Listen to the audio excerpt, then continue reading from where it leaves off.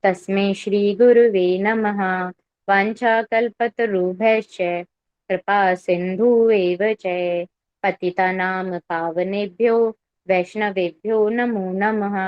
श्री कृष्ण दीन बंधु जगतपते गोपेश गोपिका कांता राधा कांता नमोस्तुते। हरे कृष्ण। हरे कृष्णा। कैसे हो बच्चों आप सब? कृष्णा माता जी दंडवत प्रणाम। अच्छा हूँ। खुश रहो बेटा, खुश रहो। और बताओ कैसे हो आप सब? हाँ, कल की क्लास जो है कैसी थी? समझ में आई थी सब बच्चों को? माता जी माता जी। हम्म।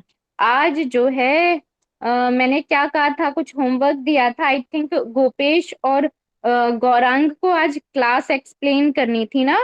गोपेश तो अभी आई नहीं, गौरांग आए हैं। गौरांग, कहाँ हो बेटा जी आप? हरे कृष्णा। माता जी आज हम कौन सा श्लोक पढ़ने वाले हैं?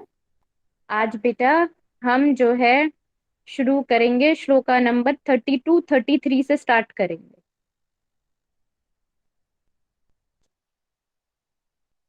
गौरांग बेटा कहाँ हो आप? Answer me.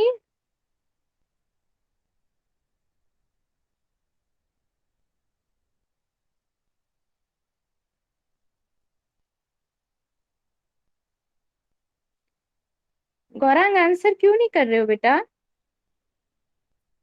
चलो कोई बात नहीं, हैंड रेज किया हुआ है अनु ने। यस गौरांग।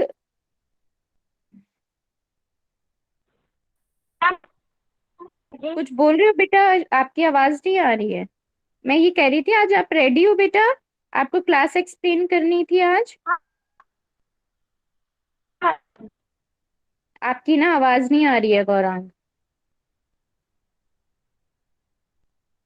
चलो कोई कोई बात नहीं, क्लास के एंड में करना आज। ये आज हम क्लास स्टार्ट करते हैं फिर, ठीक है? देखो कल हमने क्या पढ़ा था? कल हमने पढ़ा था कि कृष्ण जो हैं अर्जुन को आत्मा का ज्ञान देते हैं। पार्ट 2 पढ़ा था, है ना? कल हमारी थर्ड क्लास थी सेकंड चैप्टर की, ठीक है? तो आज हम क्या पढ़ेंगे? आज हम पढ़ेंगे कि कैसे जो है भगवान जी अर्जुन को उसके धर्म की याद दिलाते हैं, कैसे उसको बताते हैं कि जो तुम्हारा जो धर्म है ना, तुम अपने धर्म का पालन करो। अगर तुम अपने धर्म का पालन नहीं करोगे ना, तो तुम किसको प्राप्त होगे? तुम्हें अपयश मिलेगा, ठीक है? और एक क्षत्रिय के लिए अपयश जो है वो मृत्यु से भी भयानक है। ऐसा कौन कहता है? भगवान जी कहते हैं कि तुमको क्या होगा, तुमको अपयश प्राप्त होगा, ठीक है? अब यहीं पे देखते हैं कि कैसे जो है भगवान अर्जुन को उनके धर्म का बोध कराते हैं, क्षत्रिय धर्म का बोध कराते हैं, ठीक है? चलें बेटा जी, आज स्टार्ट करें फिर। ये माता जी। हम्म।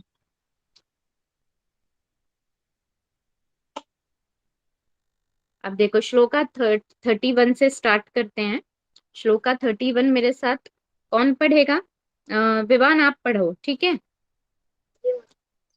स्वधर्मम अपि च स्वधर्मम अपि च अवेक्ष्य न विकम्पितम् आवेक्षेण विकम्पितम् अर्हसि धर्मयात् अर्हसि धर्मया हि युद्धात् श्रेयः हि युद्धात् श्रेय अन्यथा क्षत्रियस्य अन्यथा क्षत्रियस्य न विद्यते। न विद्यते।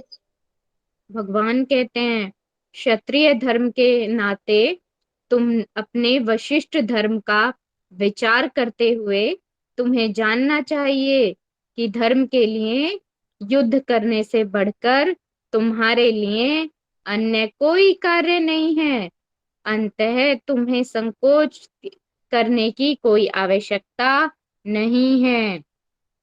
भगवान यहाँ पे कहते हैं कि तुम कौन हो? तुम क्षत्रिय हो। और क्षत्रियों का क्या धर्म होता है? क्षत्रियों का धर्म होता है कि वो युद्ध करे, ठीक है? क्षत्रिय जो होते हैं ना, कभी भी दो चीजों के लिए मना नहीं कर सकते। पहला है जब कोई उन्हें जो है द्रुत कीड़ा यानी कि चौसर खेलने के लिए कोई जो है उनको आमंत्रण दे, और युद्ध करना, पहला है युद्ध करना और दूसरा है चौसर खेलना, ठीक है। अगर इन दोनों के लिए किसी क्षत्रिय को, किसी राजा को आमंत्रित किया जाता है ना, तो वो उसे आमंत्रण को अस्वीकार नहीं कर सकता, ठीक है। समझ में आया बेटा?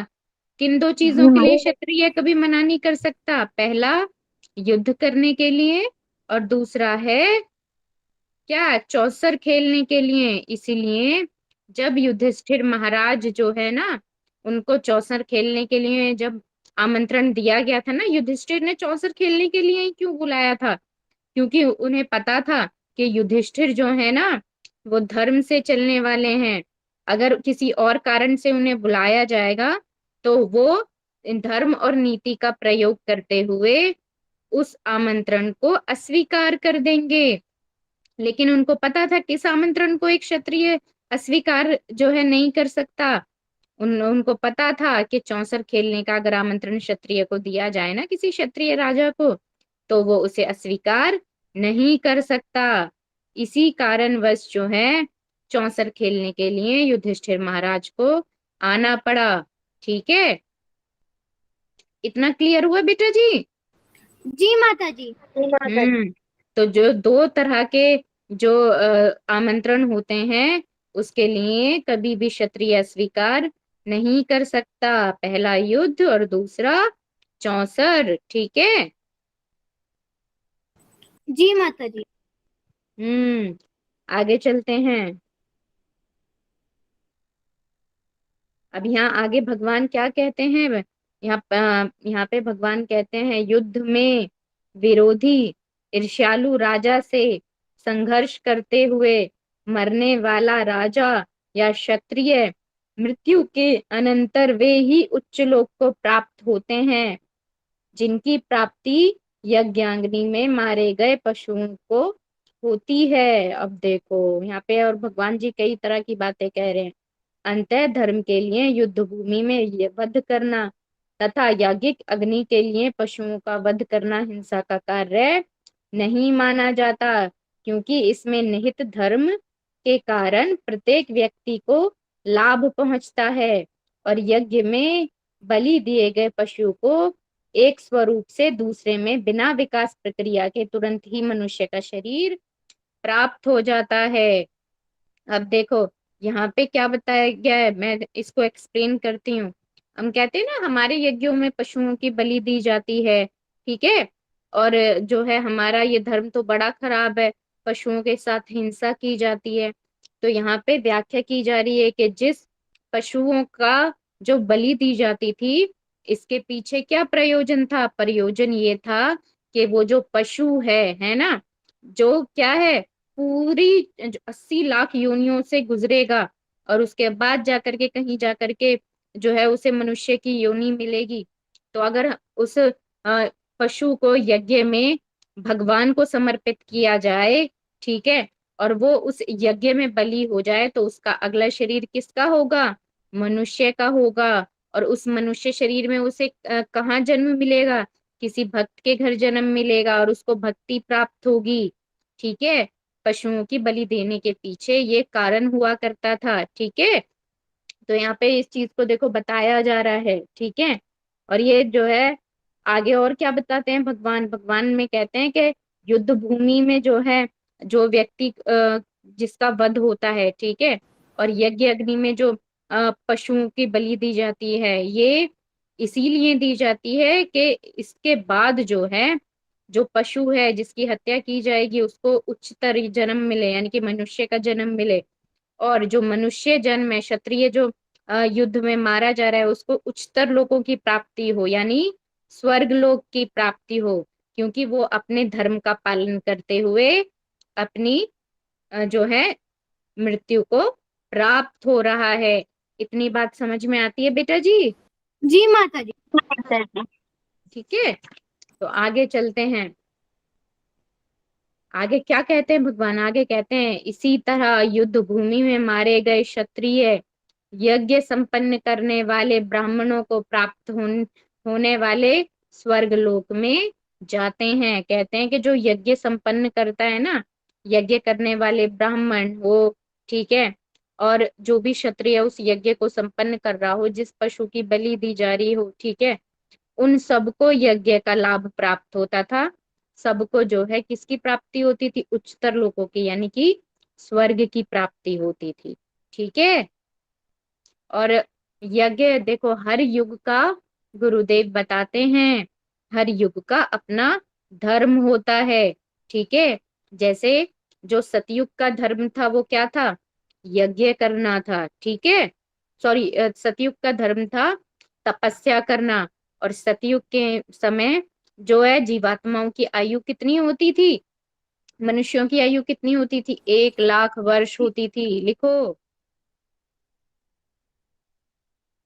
माता जी फिर से रिपीट कर सकती है सर? बिल्कुल बेटा जी, अभी करती हूँ रिपीट। आप लिखने के लिए रेडी हो जाओ जल्दी से। सतयुग में मनुष्य की आयु 1 लाख वर्ष होती थी।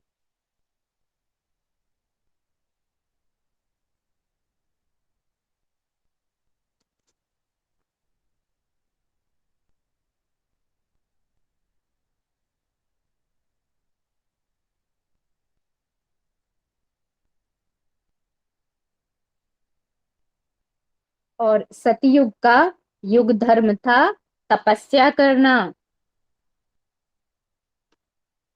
माता जी फिर से रिपीट कीजिए। सतयुग का युग धर्म था तपस्या करना।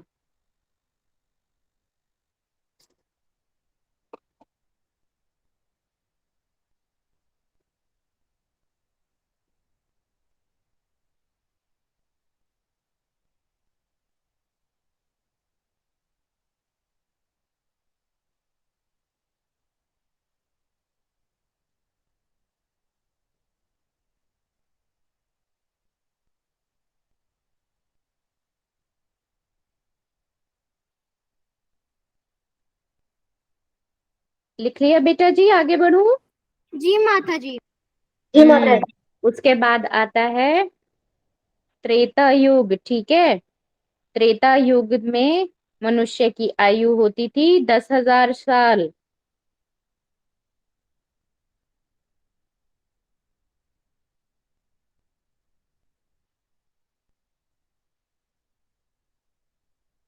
एग्जाम्पल लिखो बेटा जी। जो वशिष्ठ मुनि थे, सतयुग वाले पॉइंट पर लिखना है। सतयुग में वशिष्ठ मुनि ने 60,000 साल तक तपस्या की थी। माता जी सतयुग में। जी, सतयुग वाले पॉइंट में एग्जाम्पल के तौर पे लिखो। ठीक है। वशिष्ठ मुनि ने 60,000 साल तक तपस्या की थी। अब त्रेता युग में आ जाओ। त्रेता युग में मनुष्य की आयु थी 10,000 साल।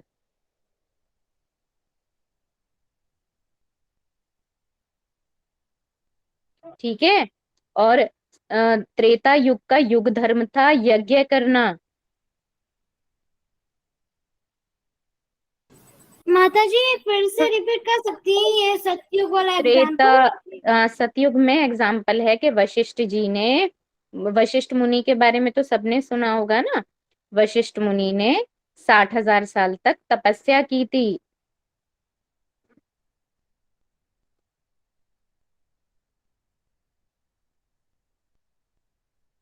माता जी आपने यज्ञ का कुछ बोला था ना सतयुग का, फिर से रिपीट कीजिए। त्रेता युग में जो है युग धर्म था तपस्या करना।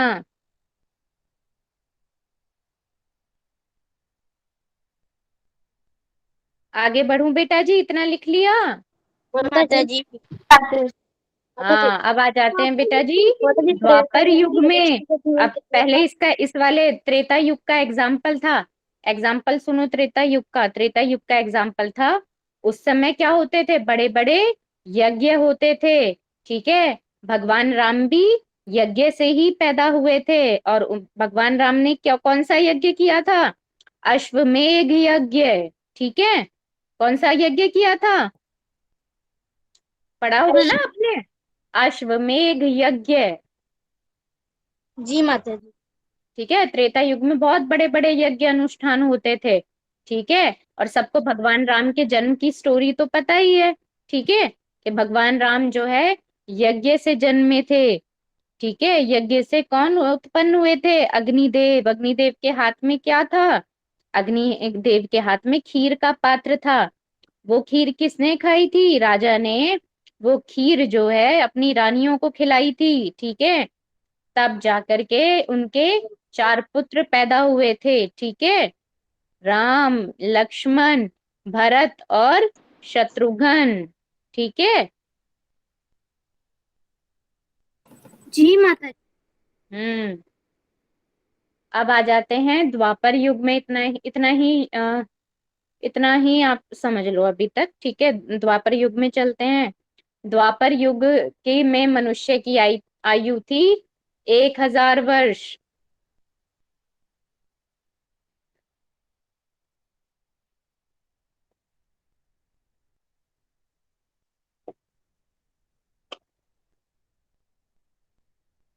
और द्वापर युग का युग धर्म था श्री विग्रह की पूजा करना। माता जी रिपीट।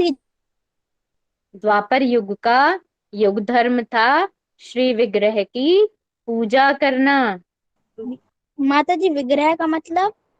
विग्रह का मतलब होता है जो मूर्तियां होती हैं, भगवान की मूर्ति होती है ना, उन्हें विग्रह कहते हैं। ठीक है,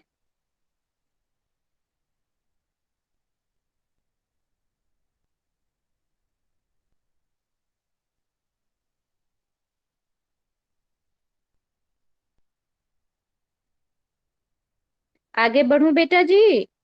जी माता जी। नहीं माता जी, मैं हम्म। लिख रही हूँ। अरे जल्दी जल्दी लिखो बेटा, क्या कर जैसे रहे हो? आपने कितने बताया कितना था इतना कि इतना टाइम लगाओगे? तो मैं कैसे आगे बढ़ूंगी फिर? मुझे आप लोगों को बोलने का भी मौका देना है अभी। माता जी बोले थे ना द्वापर में कुछ तो बताए थे अपने 1000 वर्ष के बाद। हाँ, द्वापर युग में मनुष्य की आयु थी 1000 वर्ष। और द्वापर युग का युग धर्म था श्री विग्रह की पूजा करना। वैष्णवी, माता जी हाथ जल्दी जल्दी लिखा करो, बहुत टाइम लगाते हो बेटा। ऐसे कैसे अपना एग्जाम कंप्लीट करोगे?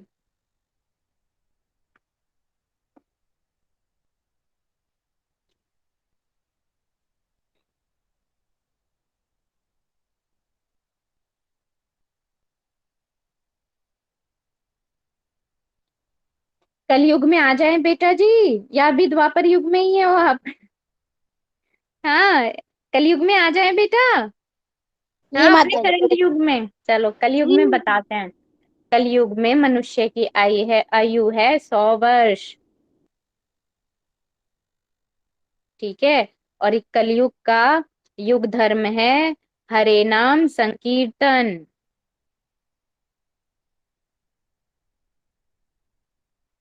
माता जी सर संकीर्तन का मतलब? हरि नाम संकीर्तन जो हम जपा करते हैं ना, हरे कृष्ण महामंत्र का। ठीक है, जब हम इसको लार्ज स्केल पर करते हैं, ठीक है, तो बहुत सारे लोगों के साथ, तो उसे हम संकीर्तन बोलते हैं। आपने सुना नहीं होगा, मम्मी कीर्तन में जा रही हैं। जी। सुना होगा ना घर में कि मम्मी कीर्तन जी में जा माता रही है, मंदिर में कीर्तन हो रहा है, या फलाने के घर पे जो है कीर्तन हो रहा है, वहां से कीर्तन के लिए बुलाने के लिए आए हैं। इसी तरह से जब भगवान का हरे कृष्ण महामंत्र जो है सब लोग मिल करके गाते हैं, तो उसे हरि नाम संकीर्तन कहते हैं। ठीक है, और जब हम उसे अकेले जो है उसको हम गाते हैं तो वो जपा होता है। ठीक है, धीमी धीमी आवाज में। जब हम उसे लाउड आवाज में गाते हैं सब भक्तों के साथ में, तो उसे संकीर्तन कहते हैं। ठीक है, इतना क्लियर हुआ बेटा जी? जी माता। हम्म। अब हमें हरे नाम संकीर्तन किसने दिया था?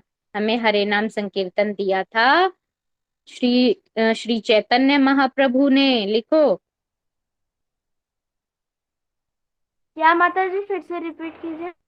हरे नाम संकीर्तन हमें किसने दिया था? दिया था श्री चैतन्य महाप्रभु ने।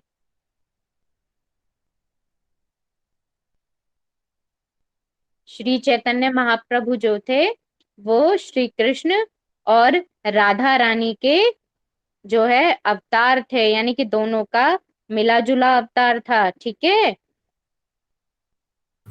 जी माता जी। उन, उन्होंने सिखाया हमें कि एक भक्त को कैसा होना चाहिए, भक्ति को किस प्रकार करना चाहिए, हमें किसने सिखाया? चैतन्य महाप्रभु ने सिखाया। ठीक है। उन्होंने कलयुग में अवतार लिया था ताकि कलयुग के लोगों का उद्धार हो सके। ठीक है। इतना लिखो बेटा जी, फिर आगे बताती हूँ।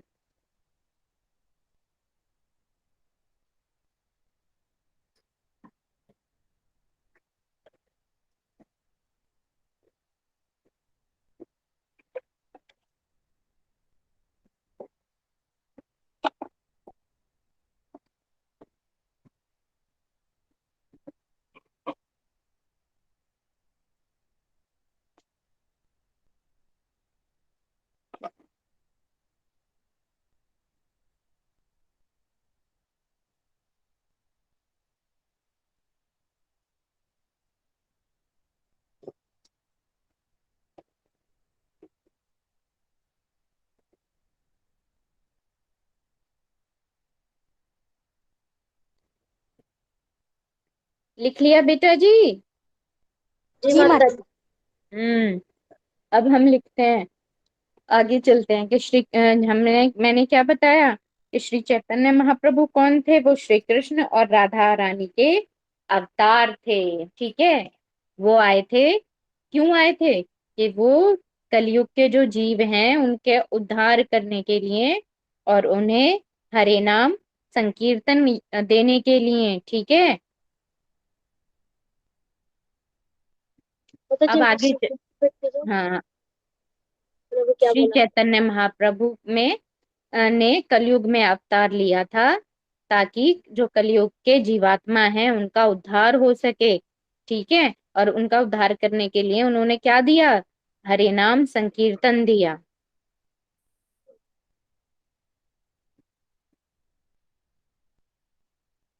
भगवान ने हमारे ऊपर, कलयुग के जीवों के ऊपर 2 बार कृपा की। ठीक है ना।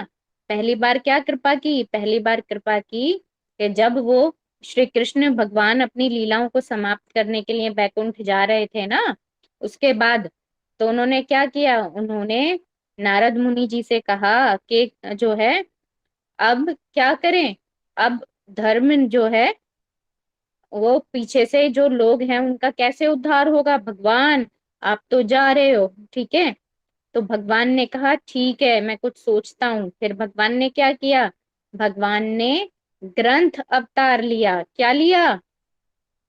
ग्रंथ अवतार। ग्रंथ अवतार लिया। उन्होंने वेद व्यास मुनि की सहायता से क्या लिखी? महाभारत लिखी। महाभारत के अंदर क्या आई? गीता आई। ठीक है। और भागवतम आई। ठीक है। क्या आई? गीता और भागवतम। गीता और भागवतम को क्या कहते हैं? भगवान का ग्रंथ अवतार कहते हैं। क्या कहते हैं? भगवान का ग्रंथ अवतार। ग्रंथ अवतार। ठीक है। उसके बाद भगवान ने और एक बहुत बड़ी कृपा की कि वो चैतन्य महाप्रभु के रूप में आए। उन्होंने क्या कहा? भगवान ने ये कहा कि पहले जो मनुष्य की जो आयु थी ना, वो बहुत ज्यादा हुआ करती थी। ठीक है। 1 लाख साल, 10,000 साल, 1,000 साल। लेकिन कलयुग का जो जीव होगा ना, उसके अंदर क्या होगा? कलयुग के प्रभाव से उसकी बुद्धि क्षीण हो जाएगी, उसकी श्रवण शक्ति क्षीण हो जाएगी। ठीक है। अब एक बात बताओ, हमने जो है पिछले हफ्ते क्या खाया था? तो क्या हमें याद रहता है? नहीं माता जी। नहीं माता जी। नहीं याद रहता है। लेकिन पहले के जो लोग होते थे ना, पहले के युगों के लोग, और वो जो ज्ञान हासिल करते थे ना, वो गुरुओं से सुनकर किया करते थे, मुनियों से सुनकर किया करते थे। और वो क्या होते थे? वो इतनी स्पीड से क्या बोलते थे? संस्कृत के श्लोका बोलते थे। और शिष्य क्या करते थे? शिष्य सबको कंठस्थ कर लेते थे। ठीक है। तो लेकिन कलयुग के जीव क्या है? कलयुग के जीवों की इतनी बुद्धि नहीं है।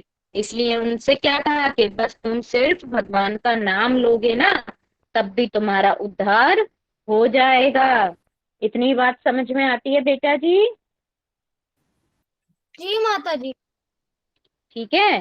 जो है क्यों हरे नाम माता जी। संकीर्तन दिया? अगर मान लो, देखो वशिष्ठ मुनि जो है ज्ञान प्राप्त करने के लिए कितने हजार साल तपस्या की थी? 60,000 साल तक तपस्या की थी। अब बताओ, क्या हमारी इतनी आयु है? ठीक है। जो एवरेज जी आयु है माता वो कितनी है? 60 ईयर्स रह गई है। ठीक है ना। लोग 60-65 साल में जर्जर हो जाते हैं, बिल्कुल ठीक है। और कोई 70-75 तक तो बिल्कुल बेड पकड़ लेते हैं। ठीक है। कर सकता है क्या कोई 60,000 साल तपस्या? नहीं माता जी। ठीक है। नहीं और माता दूसरी जी। बात, अगर हम दूसरा एग्जाम्पल लें, यज्ञ। पहले जो यज्ञ होते थे ना, वो बहुत ज्ञानी ब्राह्मण करवाया करते थे, वशिष्ठ मुनि जैसे, जिन्होंने हजारों साल तपस्या की है। ठीक है। तो क्या ऐसे लोग जीवित हैं आज के समय में? वो ऋषि मुनि हैं आज के समय में? नहीं नहीं माता जी। है। नहीं माता जी। ठीक है ना, वो परंपरा है ना, इतने ज्ञानी ऋषि मुनि हैं। तो इसलिए यज्ञ करना भी जो है आज के युग में प्रैक्टिकल नहीं है। ठीक है। तो ना तपस्या हो सकती है, ठीक है, ना यज्ञ हो सकता है। तो कलयुग के जीव का उद्धार किस तरह से हो? ठीक है। हम विग्रह पूजा भी करें, तो क्या हम इतने शुद्ध हैं कि हम श्री विग्रह की पूजा कर सकते हैं? ठीक है। हम इतने शुद्ध नहीं है, ना ही हम इतने ज्ञानी हैं। इसलिए जो है भगवान ने क्या कहा कि भगवान ने हरे नाम संकीर्तन दिया। उन्होंने कहा हरे कृष्ण महामंत्र का जाप करो, ठीक है, मेरा नाम लो, तो उससे भी तुम्हारा उद्धार हो जाएगा। ठीक है। इसलिए हम क्या करते हैं? हम प्रतिदिन 16 माला करते हैं। 16 माला करने से हमें क्या मिलता है? हमें बुद्धि मिलती है, और हमारे जो है मन, ठीक है, नियंत्रित होता है। ठीक है। और हमारी बुद्धि सही डायरेक्शन में काम करती है। हमारे अनर्थ जो हैं धीरे धीरे जाने लगते हैं, और हम मानसिक रूप से मजबूत होते हैं। इतनी बात समझ में आती है? जी माता जी। मैं आगे बढ़ूं बेटा जी? जी माता जी। जी हम्म। माता जी। हम्म। अब एक चीज और लिख लो बेटा जी, आज ही लिखवा देती हूँ। देखो, जैसे बच्चा पैदा होता है ना, तो 1 से लेकर के 25 वर्ष तक, ठीक है, वो कैसे कैसे रहता है? वो ब्रह्मचर्य का पालन करता है। किसका पालन करता है? ब्रह्मचारी। ब्रह्मचर्य का। ये हमारे को बताया हुआ है कि हर एज का क्या धर्म होता है। ठीक है ना, एज ग्रुप में इसको बांटा गया है माता कि जी फिर एक से से, रिपीट कर सकती हैं? जी, 1 से लेकर 25 साल तक जब वो बच्चा होता है ना, वो क्या करता है? वो ब्रह्मचर्य का पालन करता है, ज्ञान का अर्जन करता है। किसकी शरण में जाता है? गुरु की शरण में जाता है, गुरुकुल में जाता है, और विद्या प्राप्त करता है। ठीक है। लिखो जल्दी से। माता जी जब बच्चा 1 to 25 ईयर का होता है तब वो ब्रह्मचारी होता है। हाँ, ब्रह्मचर्य का पालन करता है वो। ठीक है। और क्या करता है? ज्ञान का अर्जन करता है। ठीक है। गुरु की शरण लेता है। ठीक है। और विद्या हासिल करता है गुरु से। ठीक है। गुरु की सेवा करता है। ठीक है। श्री कृष्ण भगवान जी कहाँ गए थे?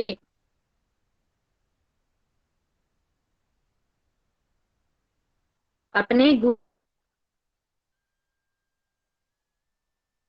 माता जी आपकी आवाज कट कट के आ संदीपनी रही है। मुनि के आश्रम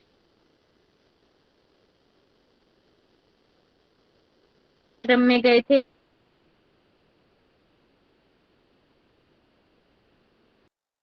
माता जी आपकी आवाज कट कट के आ रही है।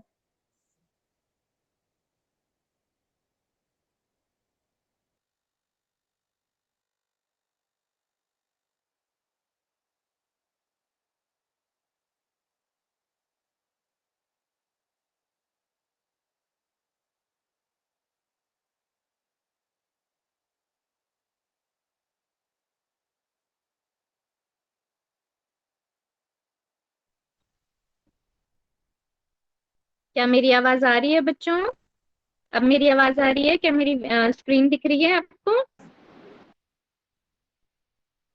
जी आवाज माता आ जी। रही है अब? जी माता जी माता जी। मैं क्या बता रही थी कि जब बच्चा जो होता है 1 से लेकर 25 साल की आयु तक क्या करता है, वो ब्रह्मचर्य का पालन करता है, ज्ञान का अर्जन करता है, गुरु की शरण में जाता है, गुरु की सेवा करता है, ठीक है। और 25 से लेकर के 50 साल तक वो गृहस्थ आश्रम का पालन करता है, जिसके अंदर क्या करता है वो संतान उत्पन्न करता है, शादी करता है, ठीक है। और धर्म के अनुसार धन का अर्जन करता है, अपने परिवार का पालन करता है, अपने माता पिता की सेवा करता है, अपने बच्चों को बड़ा करता है, ठीक है। माता जी आप 25 तक 50 साल तक क्या करता है, फिर से रिपीट कीजिए ना। यस, 25 से लेकर 50 साल तक वो व्यक्ति गृहस्थ आश्रम का पालन करता है। गृहस्थ आश्रम का पालन करता है, क्या करता है उसमें वो शादी करता है, ठीक है। वहां उसके बच्चे होते हैं, वो अपने माता पिता की सेवा करता है, धर्म के अनुसार जो है धन अर्जित करता है, ठीक है। और उस धन से क्या करता है, भगवान की पूजा करता है और अपने बच्चों का पालन पोषण करता है। बच्चों की विद्या के लिए क्या करता है, विद्या के लिए जो है व्यवस्था करता है कि मेरे बच्चे जो है पढ़ाई लिखाई करें, ठीक है। अपने जो माता पिता हैं उनकी खूब सेवा करता है। और इतना लिख लिया बच्चों?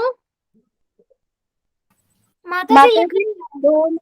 बच्चे जल्दी लिखा करो, कैसे लिखते हो एकदम ना, इतना टाइम लगा के लिखोगे तो कैसे हम आगे बढ़ेंगे।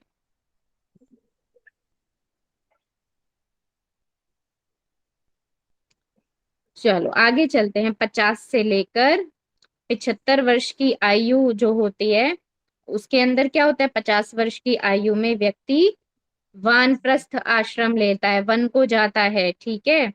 वो माता गृहस्थ। जी 75 को इंग्लिश में बोल दीजिए। जी 75 को इंग्लिश में बोल दीजिए। हाँ, मैं 50 to 75, ठीक है ना। ये जो एज ग्रुप होता है ना, इसमें क्या है, 50 वर्ष की आयु में व्यक्ति को अपना गृहस्थ आश्रम का त्याग करना चाहिए, अपने बच्चों की शादी करके जो है गृहस्थी का भार अपने बच्चों को, बहुओं को, बेटियों को सौंप देना चाहिए, ठीक है ना। बेटों को सौंप देना चाहिए गृहस्थी का भार, और खुद को क्या करना चाहिए, पत्नी के समेत जो है वन को चले जाना चाहिए, ठीक है। और वन में जाकर क्या करना चाहिए, भगवान का ध्यान करना चाहिए, भगवान की पूजा करनी चाहिए, ठीक है। और खुद को क्या करना चाहिए, अनर्थों से शुद्ध करना चाहिए, ठीक है। उसके बाद क्या होता है, 75 से लेकर 100 की जो आयु होती है, उसमें क्या करना चाहिए, उसमें संन्यास धारण करना चाहिए, ठीक है। इसकी व्याख्या की गई है, संन्यास धारण करना चाहिए। संन्यास में क्या है कि उस संन्यास का मतलब होता है कि जो पत्नी है उसका भी त्याग कर दो, जो घर घर से जो हमारा मोह है, जो हमारी आसक्ति है हमारे बच्चों से, है ना, उसका भी त्याग कर दिया जाए, और बिल्कुल जो है भगवान की शरण में चला ही जाना चाहिए, ठीक है। गुरु से संन्यास लेना चाहिए और संन्यास धर्म का पालन करना चाहिए, ठीक है। इतना क्लियर हुआ बेटा जी? तो ये जी बताया माता। है कि हम हमारे शास्त्रों में ये बताया है कि किस तरह से हमें हमारी आयु में के विभिन्न स्तरों पर किस तरह से जो है व्यवहार करना चाहिए, ठीक है। हमें अपने घर से आसक्ति नहीं रखना चाहिए। आपने देखा होगा ना, बहुत से लोग होते हैं जो इतनी आसक्ति उनको घर से होती है कि वो जब वो पूजा पाठ करने की उम्र में भी पहुंच जाते हैं, सारी जिम्मेदारियों से भी मुक्त हो जाते हैं, लेकिन फिर भी वो घर से आसक्ति नहीं छोड़ते हैं, ठीक है। लोग बताते हैं कि भाई आप पूजा किया करो, अपने धर्म का पालन किया करो, अब आपके पास कोई ऐसा कर्तव्य नहीं है, तो आप अपना ध्यान भगवान में लगाओ, जपा करो, गीता पढ़ो, भागवत पढ़ो, शास्त्र पढ़ो, लेकिन हम क्या कहते, हम किस में बिजी हो जाते हैं, हम बिजी हो जाते हैं कहते हैं, अरे अभी कहाँ, अभी तो हम अपने पोती पोतों के साथ खेलने का समय है। ठीक है, और इस तरह से हम अपना जो भी बचा कुचा समय होता है उसे भी नष्ट कर देते हैं। ठीक है, हम आसक्ति जो है अपने घर परिवार और रिश्तों से नहीं छोड़ पाते हैं। इतनी बात क्लियर हुई बेटा जी? जी माता जी। जी माता जी। ठीक है, जबकि हमको ये समझना चाहिए कि इस संसार में जो है कुछ भी परमानेंट नहीं है। ठीक है, बच्चा जिस बच्चे के साथ खेल रहे हैं वो भी जो है एक ना एक दिन बड़ा हो जाएगा। ठीक है, तो कुछ भी चीज परमानेंट नहीं है, इसलिए हमें किसी भी चीज से ज्यादा आसक्ति या मोह नहीं रखना चाहिए। ठीक है, क्लियर हुआ बेटा जी? जी माता जी। माता चलो जी अब मैं 50 से लेकर 75 तक क्या करना चाहिए वो फिर से रिपीट कीजिए ना। वैष्णवी इतना स्लो क्यों लिखते हो बेटा, थोड़ा फास्ट लिखा करो। मैं आप सभी बच्चों से एक रिक्वेस्ट करती हूँ, ठीक है, रिक्वेस्ट ही है मेरी। ठीक है, आप सब लोग राइटिंग की प्रैक्टिस करेंगे। ठीक है, मम्मी पापा से कहना 20-25 रुपए की हैंड राइटिंग की बुक आती है, उस हैंड राइटिंग की बुक के अंदर ना लिखने की प्रैक्टिस करेंगे। इससे क्या होगा ना, आप लोगों की हैंड राइटिंग भी ठीक होगी। ठीक है, और लिखने की थोड़ी स्पीड भी इंक्रीज होगी आपकी। ठीक है, इस तरह से करोगे तो जब बड़े हो जाओगे तो इतना सारा एग्जाम में लिखने के लिए होगा तो कैसे अपना एग्जाम कंप्लीट करोगे आप लोग?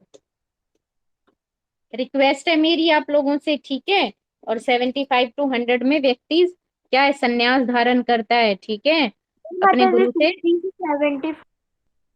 50 से लेकर 75 तक व्यक्ति वानप्रस्थ यानी वन को चला जाता है, अपना गृहस्थी जो है वो छोड़ देता है, बहू बेटों को गृहस्थी दे देता है। ठीक है, सारे अपने कर्तव्य पूरे करके वन को चला जाता है और भगवान का स्मरण करता है, भगवान का ध्यान करता है, पूजा पाठ में अपना समय व्यतीत करता है। ठीक है, अब मैं आगे बढ़ रही हूँ बेटा, बहुत टाइम हो गया वरना हमारे श्लोका नहीं हो पाएंगे। ठीक है, आप लोग बहुत स्लो लिखते हो, मेरी आप सबसे रिक्वेस्ट है कि अपनी हैंड राइटिंग पे काम करो। ठीक है, 20-25 रुपए की आती है, ज्यादा नहीं आती हैंड राइटिंग की बुक। ठीक है, अपनी हैंड राइटिंग पे काम करो, बहुत खराब हैंड राइटिंग है आप लोगों की।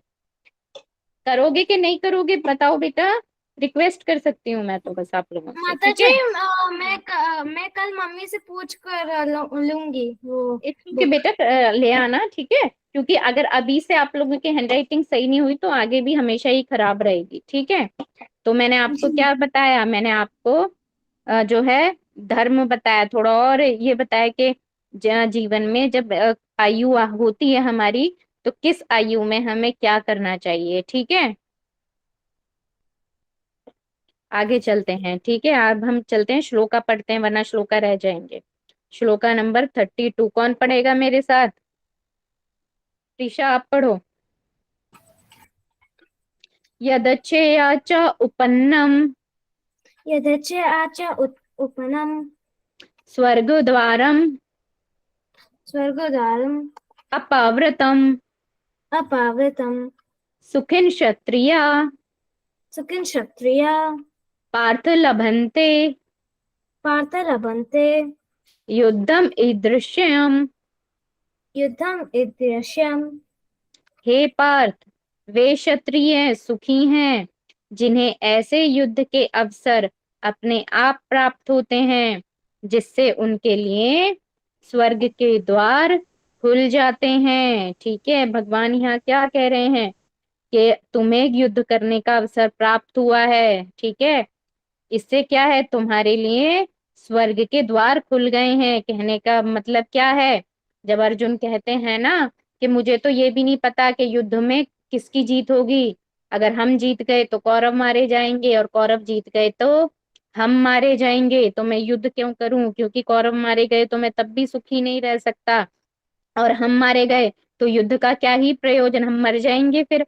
ठीक है, मर के हमें क्या ही लाभ प्राप्त होगा। तो भगवान यहाँ कह रहे हैं कि अगर तुम युद्ध स्थली में मर जाते हो ना तो तुम्हारे लिए स्वर्ग के द्वार खुल जाएंगे। ठीक है, अगर तुम अपने कर्तव्य का पालन करते हुए मृत्यु को प्राप्त हो जाते हो तो तुम्हारे लिए तुम्हें उच्चतर लोक प्राप्त होंगे। ये कौन कह रहा है?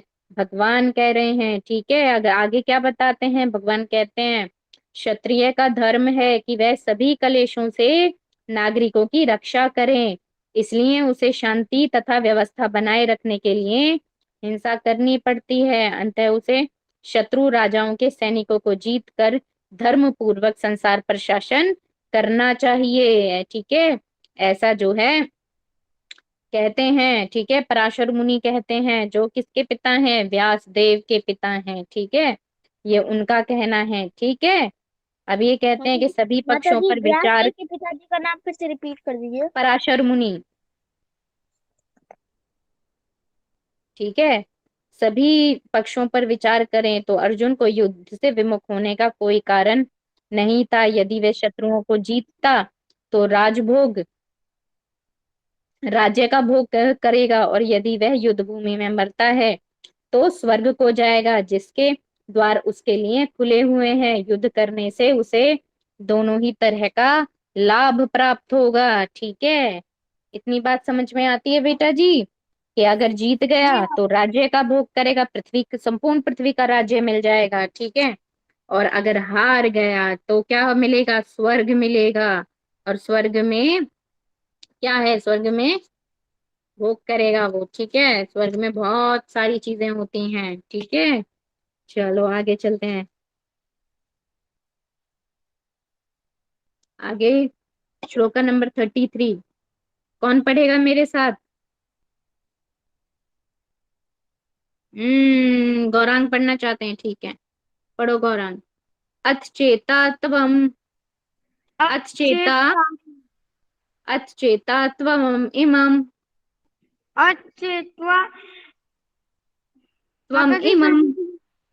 अथ माता चेता, जी, अथ चेता अचेता त्वम इमम अचेत्वमिमं धर्मस्य धर्मस्य संग्रामं संग्रामं न करिष्यसि, न करिष्यसि। तत् स्वधर्मं तत्सन्धरं कीर्तिमं धर्मं इतिमं च हित्वा चाहित्वा पापम पापं अवाप्स्यसि। अवाप्सि। किंतु यदि तुम युद्ध करने के स्वधर्म को संपन्न नहीं करते तो तुम्हें निश्चित रूप से अपने कर्तव्य की उपेक्षा करने का पाप लगेगा, और तुम योद्धा के रूप में भी अपना यश खो दोगे। देखो कौन कह रहा है यहाँ पे? भगवान। भगवान, और भगवान का एक नाम पता है क्या है? भगवान ने क्या किया था? भगवान युद्ध क्षेत्र से पलायन कर गए थे जब जरासंध क्या कर रहा था? बार बार आक्रमण कर रहा था ना। तो क्या किया भगवान ने देखा कि मथुरा के वासी तो ऐसे ही मृत्यु को प्राप्त हो रहे हैं, तो भगवान युद्ध क्षेत्र से पलायन कर गए थे। भगवान का एक माता नाम जी, क्या है? पलायन मतलब क्या था? चले जाना। ये चले जाना या छोड़ देना। ठीक है, तो पलायन कर गए थे। भगवान का एक नाम क्या है? रण छोड़। ठीक है, रण, रण का मतलब होता है युद्ध। ठीक है, युद्ध क्षेत्र भी होता है और युद्ध भी होता है। रण का मतलब होता है युद्ध। और भगवान को क्या बोलते हैं? रण छोड़, यानी कि जो युद्ध से पलायन कर गया हो, जो युद्ध से भाग गया हो। ठीक है, लेकिन यहाँ भगवान क्या कहते हैं? भगवान कहते हैं कि अगर तुम जो है अपने कर्तव्य की उपेक्षा करोगे ना तो तुम्हें पाप लगेगा। ठीक है, और योद्धा के रूप में तुम अपना यश खो दोगे। ठीक है, अब देखो भगवान क्या था? भगवान तो वैराग्यवान है, भगवान को यश से भी आसक्ति थी। ठीक है, भगवान के 6 गुणों में था ना कि भगवान सबसे ज्यादा यशवान है और भगवान सबसे ज्यादा वैराग्यवान है। ठीक है, लेकिन भगवान को अपने किसी भी गुण से कोई आसक्ति नहीं है। ठीक है, तो यहाँ पे देखो, लेकिन अब अर्जुन क्या था? अर्जुन तो बद्ध जीव है, तो इसीलिए उसका एक धर्म भी है, क्षत्रिय धर्म भी है। ठीक है, और भगवान तो सभी जो है आश्रम के धर्मों से ऊपर हैं। तो यहाँ पे वो कह रहे हैं कि नहीं, तुम क्षत्रिय धर्म से हो, तुम्हारा कर्तव्य युद्ध है, युद्ध करना। अगर तुम युद्ध का कर्तव्य का पालन नहीं करोगे तो तुम अपना यश खो दोगे और तुम्हें धर्म के पालन करने का पाप भी लग जाएगा। जब तुम धर्म के पालन नहीं करोगे तो तुमको पाप भी लगेगा, ठीक है। और तुम्हें क्या मिलेगा फिर? तुम्हें नरक की प्राप्ति होगी। भगवान कह रहे हैं कि स्वर्ग नहीं मिलेगा, फिर नरक की प्राप्ति होगी सीधे सीधे, ठीक है। अब देखो अर्जुन जो है, अब भगवान यहाँ पे क्या कहते हैं, अर्जुन को ये भी याद दिलाते हैं कि तुम बहुत योद्धा थे, ठीक है। तुम एक योद्धा हो। बोल रहे हैं ना, योद्धा शब्द का इस्तेमाल है। योद्धा, योद्धा यानी कि जिसने पहले भी बहुत सारे युद्ध किए हैं। ऐसा ये कोई पहला युद्ध थोड़ी ना था जो अर्जुन कर रहे थे, इससे पहले भी उन्होंने बहुत युद्ध करे थे, ठीक है। अब यहाँ पे देखो,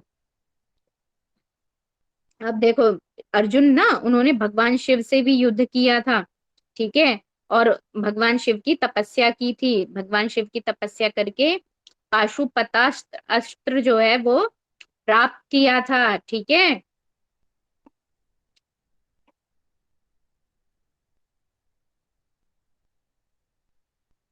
और माता जी द्रोणाचार्य, पाशुपतास्त्र। हाँ, पाशुपतास्त्र, ठीक है। माता और जी आपने आगे क्या बोला अभी?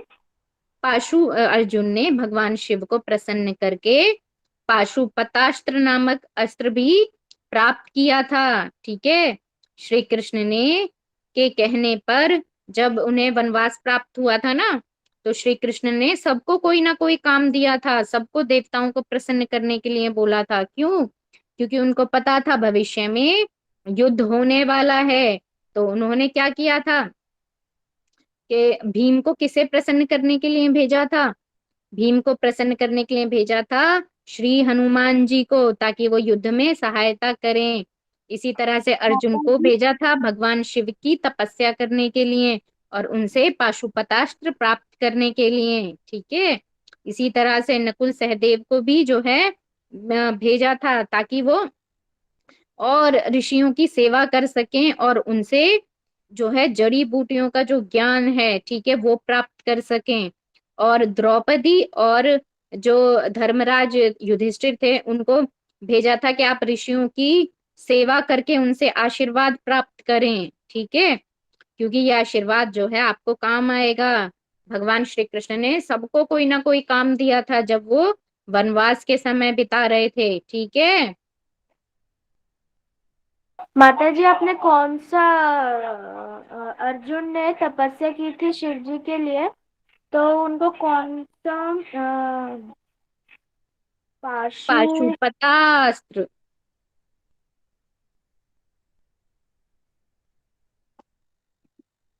ठीक है। अब यहाँ पे क्या कह रहे हैं वो, यहाँ पे कह रहे हैं कि और द्रोणाचार्य ने भी अर्जुन को एक विशेष अस्त्र दिया था, ठीक है। क्या बोलते हैं उस अस्त्र को? ब्रह्मास्त्र। ब्रह्मास्त्र दिया था द्रोणाचार्य ने।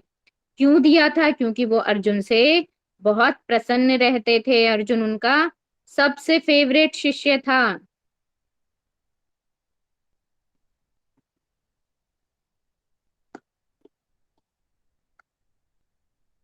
अब दूसरा यहाँ पे कहते हैं कि भगवान क्या कहते हैं कि तुम्हारे यश की तो हानि होगी ही, लेकिन धर्म का पालन नहीं करोगे ना, तो तुम्हें नरकगामी होगे, पाप लगेगा, तुम सीधे नरक को जाओगे, ठीक है।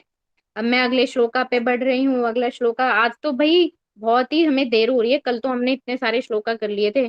चलो, कल मैंने आप तुम्हें बीच में स्टोरी भी थोड़ी कम बताई थी, चलो आज हमने स्टोरी भी तो करी है।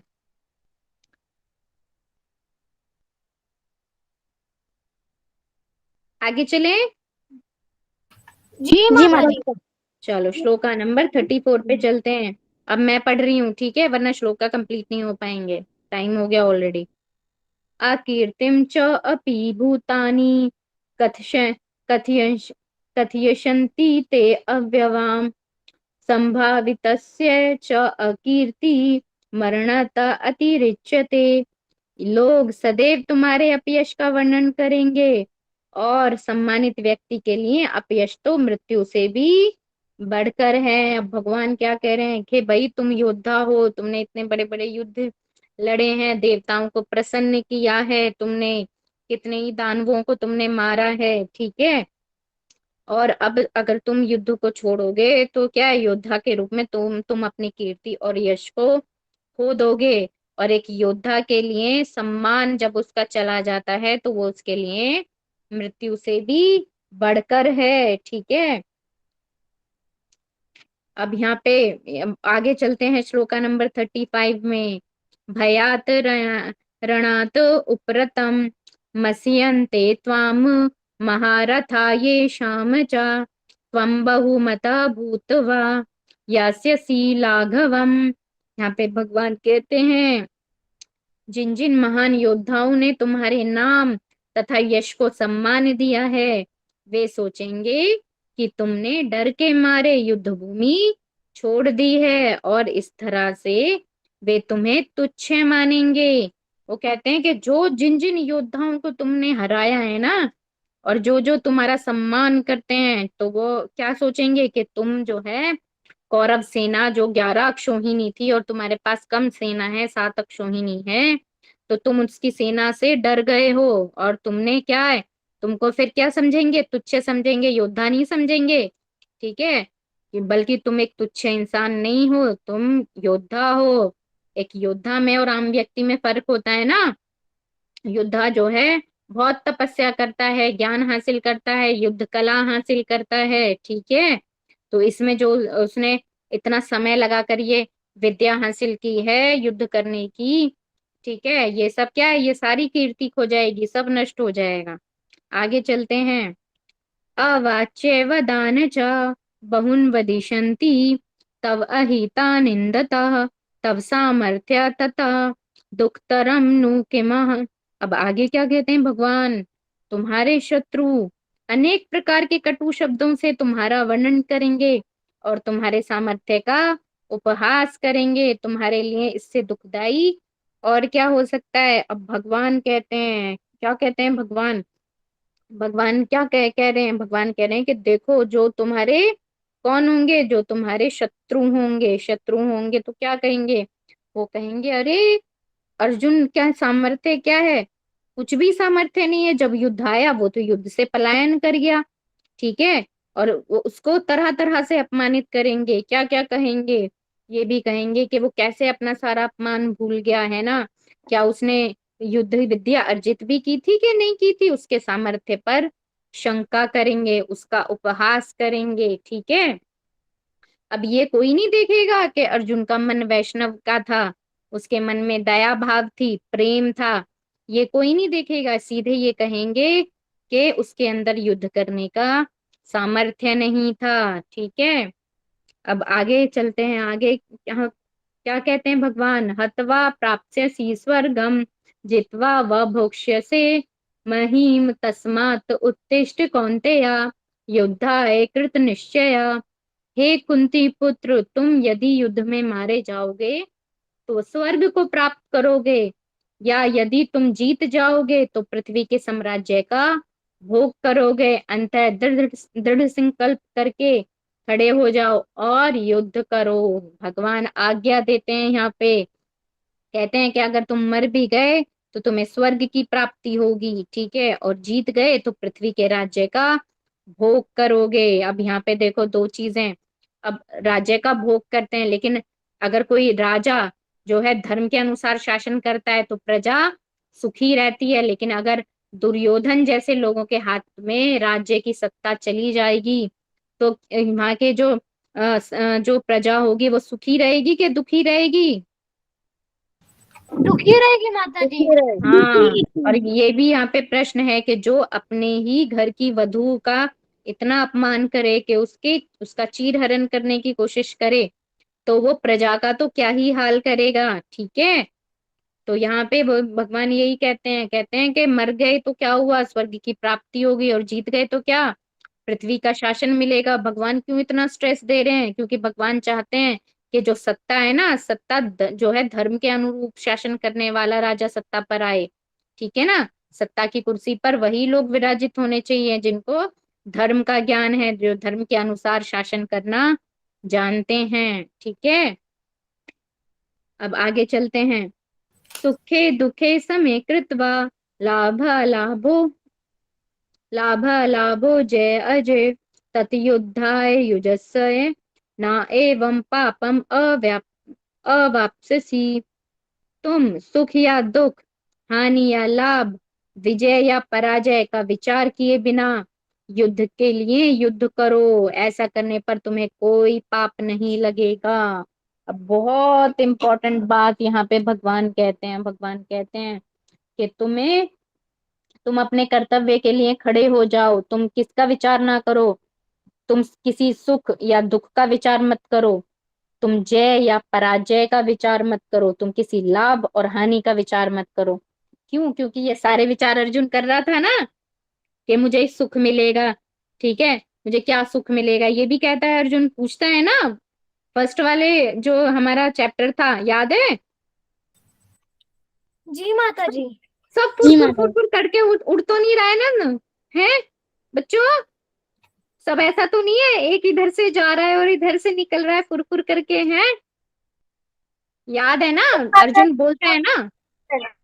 याद करो, अर्जुन बोलता है ना कि जो है मुझे क्या ही सुख मिलेगा अपने परिजनों की हत्या करके, ठीक है, बोलता है ना, मुझे क्या लाभ होगा, ठीक है, ये भी बोलता है। और विजय और पराजय कहते हैं ये जीत भी अनिश्चित है, कौन जीतेगा मुझे क्या पता, ठीक है, हम जीत गए तो कौरव मर जाएंगे, कौरव जीत गए तो हम मर जाएंगे, हमें लाभ क्या होगा? अर्जुन बोलता है ना बेटा, बताया था ना मैंने फर्स्ट चैप्टर में। जी माता जी। जी माता जी।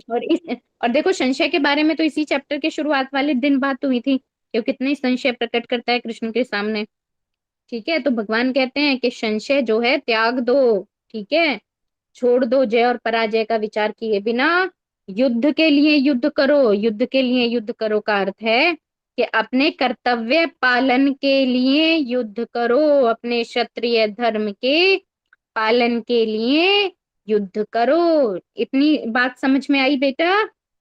जी माता जी।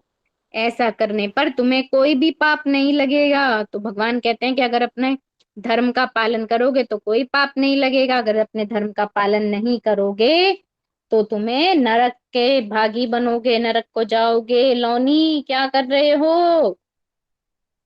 आराम से बैठकर ध्यान पूर्वक क्लास सुनो, ठीक है। अब आगे चलते हैं।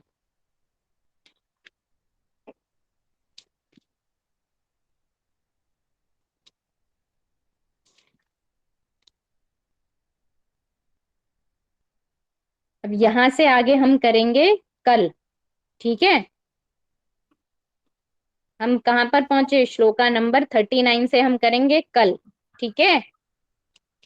जी माता जी। जी माता जी। कल वाले चैप्टर में भगवान बताएंगे, किसके बारे में बताएंगे? निष्काम कर्म के बारे में, ठीक है। इसके बारे में हम कल एक्सप्लेन करेंगे, ठीक है। जी माता जी। हम्म। चलो तो अब जल्दी से बताओ, आज क्लास समझ में आई? जी माता जी जी। माता जी। किस किस को समझ में आई? कौन कौन एक्सप्लेन कर सकता है? आज की क्लास में तो बहुत सारी चीजें हुई हैं, ठीक है। प्रीशा ने हाथ उठाया है, गौरांग ने भी हाथ उठाया, चलो गौरांग स्टार्ट हो जाओ। तो माता जी आपने पहले ये बताया कि माता जी कहीं से भी स्टार्ट कर सकते हैं। शुरू से स्टार्ट कर लो, लिखा तो होगा ना कॉपी में, जो जो लिखा है वहां से स्टार्ट कर दो। तो आपने पहले ये बताया कि जो पहले द्वापर युग में जो मनुष्य जीते थे वो नहीं, सतयुग में जो पहले सतयुग में मनुष्यों का जीवन 1 लाख वर्ष था। इसके बाद त्रेता युग में 10,000 वर्ष था। इसके बाद द्वापर युग में 1,000 वर्ष था और इसके बाद कलयुग में 100 वर्ष है ना। और इसके बाद आपने ये बताया कि जो शत्रु है वो युद्ध के लिए मना नहीं कर सकता और चौसर के लिए नहीं मना कर सकता है।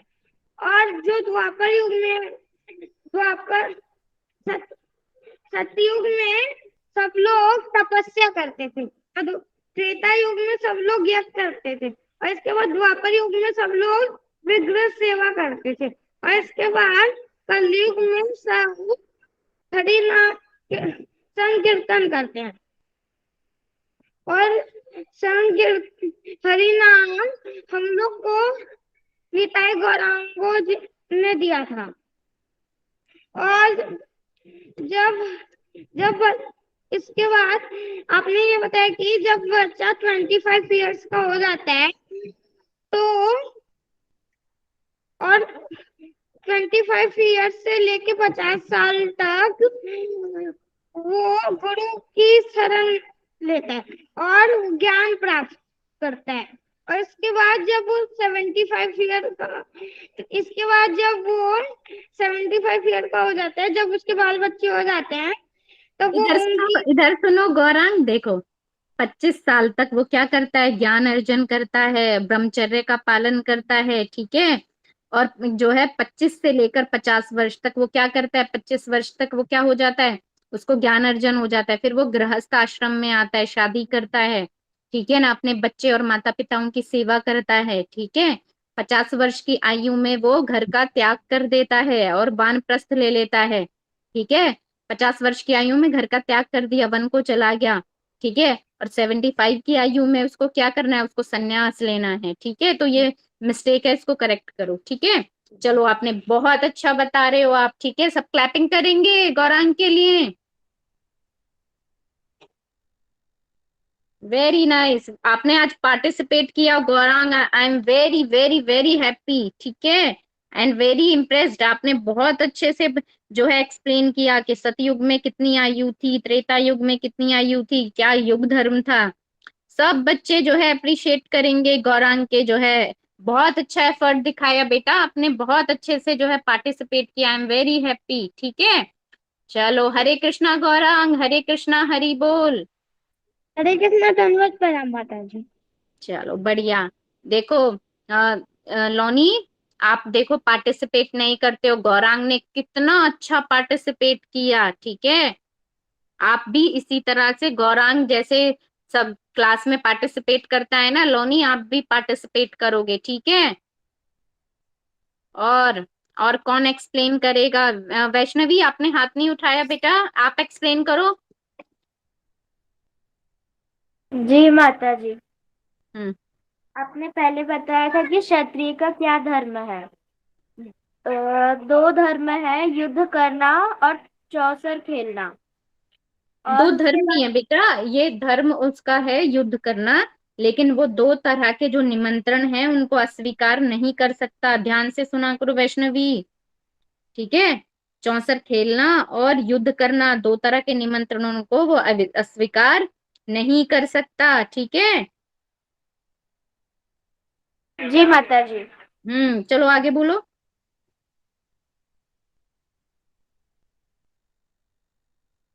जी माता जी, आपने फिर दूसरा बताया था कि हम यज्ञ करते हैं तो किसी भी यज्ञ में पशु और पशु या किसी मनुष्य आता है तो तो उसका अगला जन्म भक्ति और उसका अगला जन्म मनुष्य होता है, और जहाँ भक्ति होती उधर होता है। फिर देखो, आपने जो यहाँ पे भी इसको करेक्ट करो, जब किसी माता पशु जी। की बलि दी जाती है ना, एक सेकंड रुक जाओ प्रीशा। जब किसी पशु की किसी यज्ञ में बलि दी जाती थी ना, तो वो क्यों दी जाती थी, क्योंकि वो जो है उसका अगला जन्म है उसको मनुष्य का प्राप्त हो। और जो क्षत्रिय यज्ञ कौन करते थे, यज्ञ ऋषि करते थे और राजा करवाते थे, ठीक है। और जो क्षत्रिय यज्ञ में और जो ब्राह्मण यज्ञ में सम्मिलित होते थे ना, वो क्यों सम्मिलित होते थे, यज्ञ करते थे क्योंकि वो उनको उच्चतर लोगों की प्राप्ति होती थी, ठीक है, स्वर्ग को जाते थे वो, ठीक है। क्लियरली सुना करो, और अगर कोई चीज ना समझ में आया करे तो मुझे रोक करके पूछा करो, ठीक है। ये बड़ी खराब चीज है कि आप पूरा टाइम क्लास को दे रहे हो, क्लास में क्लियरली सुन भी नहीं पा रहे हो, ठीक है। थोड़ा सा बाइफरकेट करना, यानी कि चीजों को ना सेगमेंट वाइज समझने की कोशिश किया करो। समझ में आ रही है वैष्णवी? जी माता जी। हाँ तो चलो, मैं जो है नेक्स्ट टाइम जब चीजें क्लियर ना हो ना, तो मुझे रोक करके पूछ लेना, कि कंसेप्ट क्लियर होना चाहिए, कंसेप्ट वाइज जो है चीजें ना बिल्कुल क्लियर होनी चाहिए। समझ में आ रही है ना बात? मिला जी जुला माता। ना आंसर नहीं करना है, हाथी के पैर में सबका पैर वाला हिसाब किताब नहीं करना है, ठीक है। क्लियरली माइंड में क्लियर होना चाहिए, राइट बेटा? ठीक है, आपको फायदा होगा इससे, ठीक है। ये छोटी छोटी चीजें जो होती है ना, हमें अगर हम इनिशियली करेक्ट कर लेते हैं ना, तो हमें बहुत फायदा होता है। एक तो हैंड राइटिंग वाला इशू मैंने बताया आप लोगों के साथ में, ठीक है। और दूसरा है कि आप लोग काफी स्लो वो कर रहे हो। अगर अगर इसी तरह से स्लो लिखने की आदत रहेगी ना बेटा जी, तो फिर आगे फिर बहुत ज्यादा ज्यादा लिखने के लिए होता है।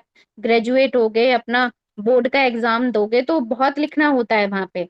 तो अगर अभी से आप हैंडराइटिंग पे काम करोगे ना तो आपको फायदा होगा इस चीज का, ठीक है। वरना स्ट्रेस में आ जाओगे कि आता तो सब था लेकिन हम एग्जाम कंप्लीट नहीं कर पाए। ठीक है बेटा जी।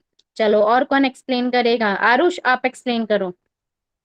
जी माता जी, सबसे पहले आपने ये बताया था कि क्षत्रिय के दो आमंत्रण को मना नहीं कर सकते हैं, एक युद्ध और फिर चौसर। और फिर और अर्जुन को फिर कृष्ण समझाते हैं कि क्षत्रिय के लिए कि लड़ना पाप नहीं होता है, उसे स्वर्ग की प्राप्ति होती है। उसके बाद आपने युग बताया। सतयुग में मनुष्य की आयु 1 लाख होती है और उसका युग धर्म होता है तपस्या। आपने एग्जाम्पल देके बताया था कि वशिष्ठ मुनि ने 7,000 हाँ तक 7,000 आयु तक तपस्या की थी, 1,000 साल तक। उसका त्रेता में मनुष्य की आयु होती है 10,000।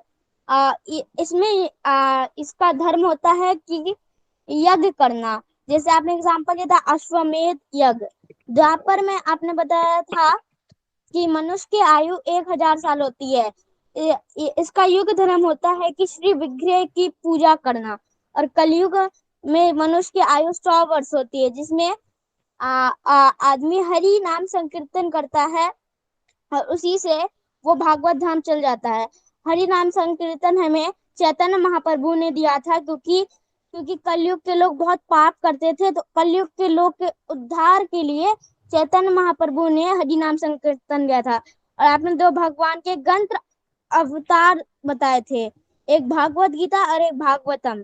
उसके बाद आपने जब ये बताया था कि बच्चा जब 1 से 25 साल का होता है तो उसे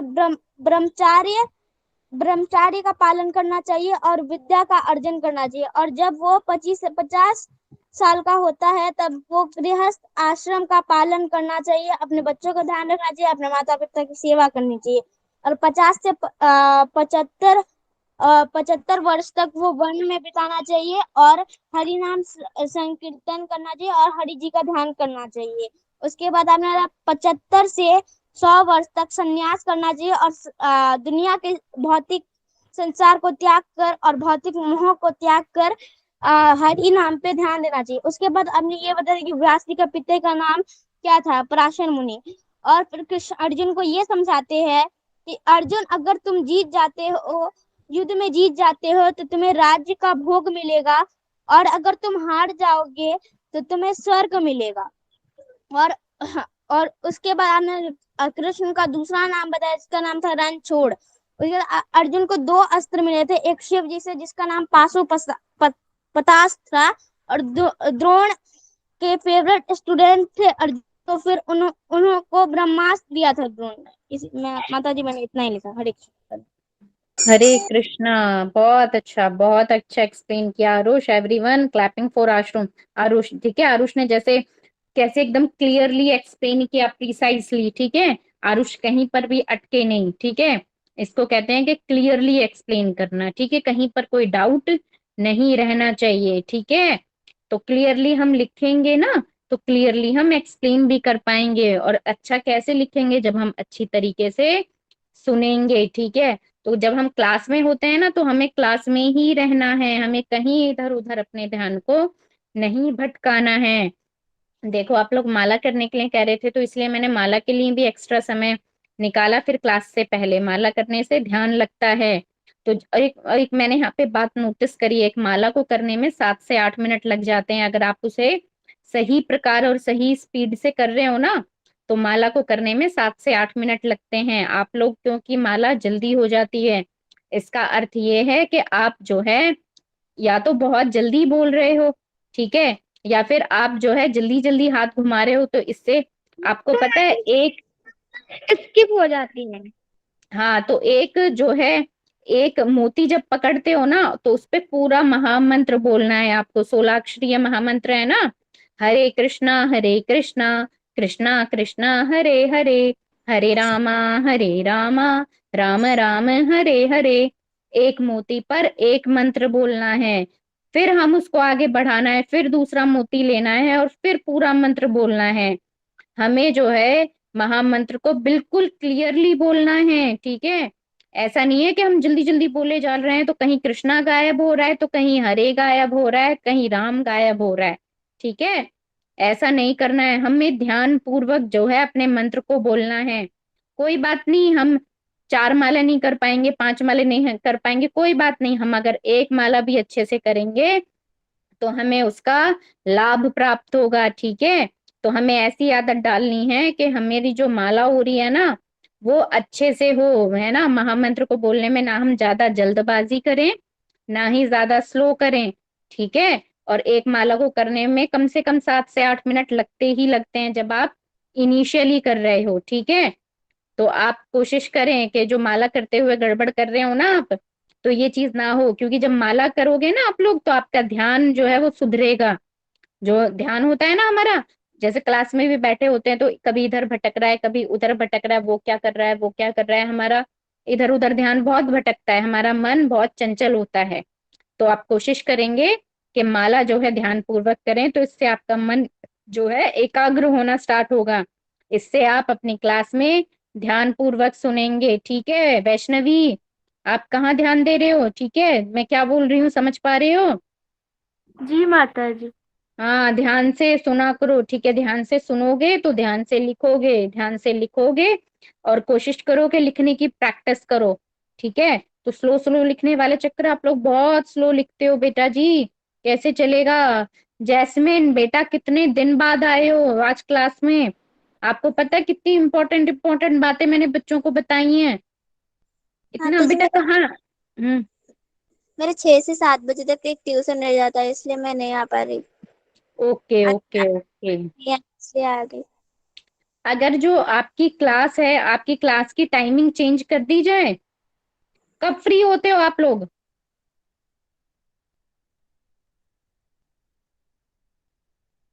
बताओ बेटा, कब फ्री होते हो? बस 6 से 7 बजे तक 6 से 7 माता जी। 6 से 7 कैसे? अभी तो आप बोल रहे थे कि 6 से 7 ट्यूशन होता है। नहीं मतलब 6 से 7 बजे तक फ्री नहीं रह पाते, बाकी सब जब भी करे तो कर सकती हूँ।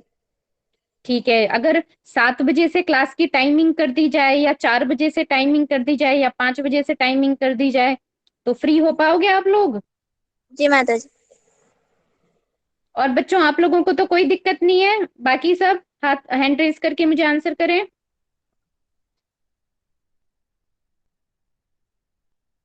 कोई प्रॉब्लम, जिसको प्रॉब्लम है वो मुझे जरा बोले। अगर 5 बजे से क्लास की टाइमिंग कर दी जाए तो कोई प्रॉब्लम? मैं चाह रही थी कि जो है सब बच्चे जो हैं क्लास में आए, है ना। और जो है उनके जो फ्रेंड्स हैं वो उनको भी उस क्लास के बारे में बताएं, ठीक है।